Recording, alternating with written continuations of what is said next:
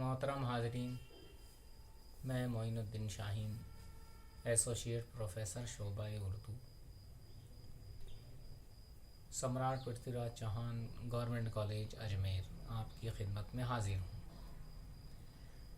आज हम BA part second में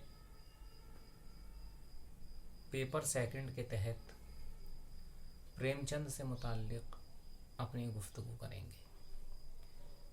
जैसा कि आपको मालूम है, बीए पार्ट सेकंड के सेकंड पेपर में प्रेमचंद का नावल बेवा आपके कोर्स में है और उसी तनाजुर में प्रेमचंद से मुताल्लिक़ मुख्तलिफ़ किस्म के सवालात किए जाते हैं।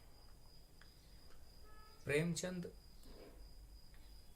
तरक्की पसंद तहरीक को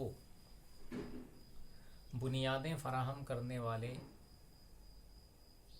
अहले क़लम की हैसियत से उर्दू अदब की तारीख़ में इनफरादी हैसियत रखते हैं। प्रेमचंद ने हालांकि अफ़साने भी लिखे और नावल भी लिखे, और नावल भी उनके पूरी उर्दू ही नहीं बल्कि हिंदी अदब के तनाजुर में भी मशहूर हुए। बेवा उनका नावल जो आपके नसाब में शामिल है, दरअसल एक इस्लाही नावल है।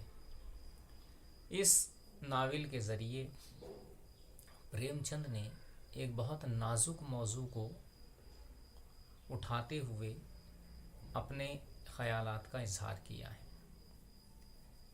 ये नावल हिंदुस्तानी तहज़ीब, तमद्दुन, रस्म व रिवाज के एतबार से इनफरादी हैसियत का हामिल भी है। बेवा पर हम तफसीली गुफ्तगू बाद में करेंगे। यहाँ हम ये बताना चाहते हैं कि प्रेमचंद के नावलों में समाजी हकीकत निगारी का अमल किस कदर मौजूद है।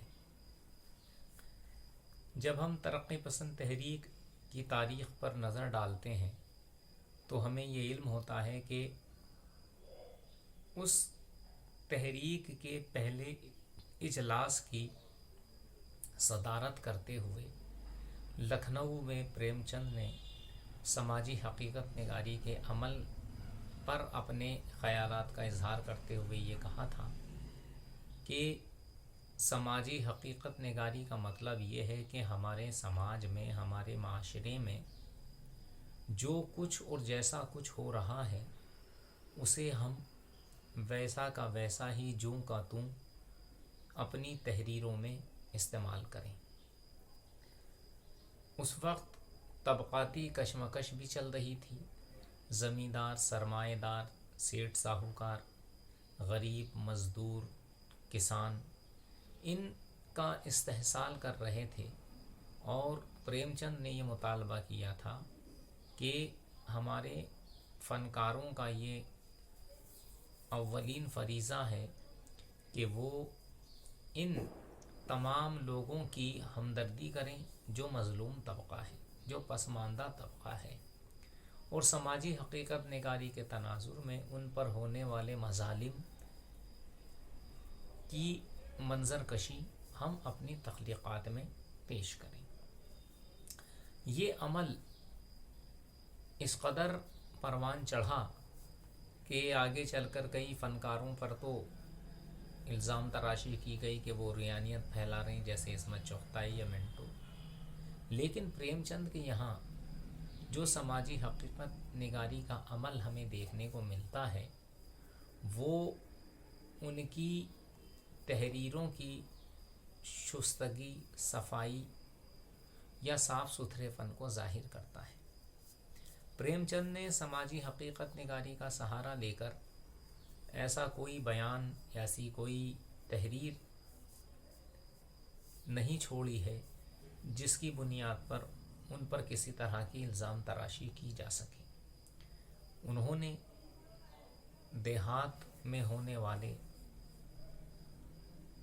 तबक़ाती कशमकश के निज़ाम को या वहाँ के आवाम की ज़िंदगी में रूनुमा होने वाली हकीकतों को اپنی سماجی حقیقت نگاری کے عمل کے ذریعے اپنی ناولوں اور افسانوں میں پیش کرنے کی کوشش کی ہے۔